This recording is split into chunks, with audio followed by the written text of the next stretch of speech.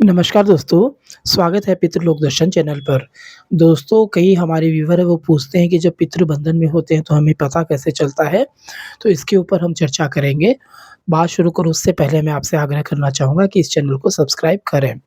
दोस्तों, जब पितृ बंधन में होते हैं तो इसका सबसे पहला प्रभाव जो हमारे जीवन पर पड़ता है वो ये होता है कि हमारे कोई काम बनते नहीं हैं, बनते-बनते काम बिगड़ जाते हैं।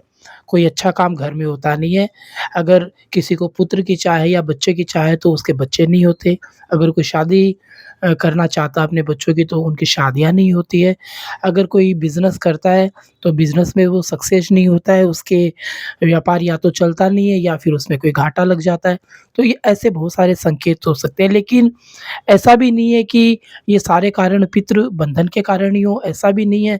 कई बार जो पितृ बंधन में होते हैं तो सपने में हमें दिखते हैं कि हमारे जो पितृ हैं वो बहुत परेशानी में हैं या फिर वो हमेशा जब दिखते हैं तो घर के बाहर दिखते हैं, बाहर खड़े रहते हैं, वो यूँ घर के अंदर प्रवेश नहीं कर पाते।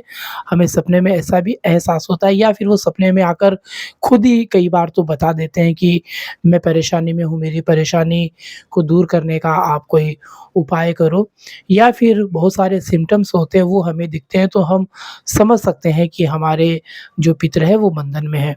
तो दोस्तों, पितरों का बंधन दूर करने के लिए ऐसा तो है नहीं कि अपन कोई व्यक्ति उसको खोल सकता है, ऐसा नहीं होता। उसको खोलते हैं तो जो बहुत ज़्यादा पावरफुल जो शक्ति होती है वही उन बंधनों को खोल सकती है। तो हम या तो ऐसे स्थान पर जाएँ जहाँ पर बहुत पॉज़िटिव एनर्जी हो, जैसे बालाजी का स्थान है, माताजी का या फिर कोई पितरों का स्थान है, तो वहाँ के जो दूत होते हैं वो ही अपनी शक्ति के माध्यम से उस जो पितर है उसको, जो बुरी नेगेटिव एनर्जियों ने उसको घेर रखा है, उनको दूर करके उसको छुटा कर लाते हैं और फिर उसके बाहर ही एक ऐसा आवरण कर देते हैं कि उसे वो नेगेटिव एनर्जी वापस नहीं छू सकती।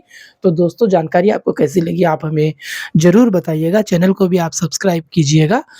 आप सभी के प्रति आध्यात्मिक मंगल भावनाएँ। जय हो पितरजी महाराज की।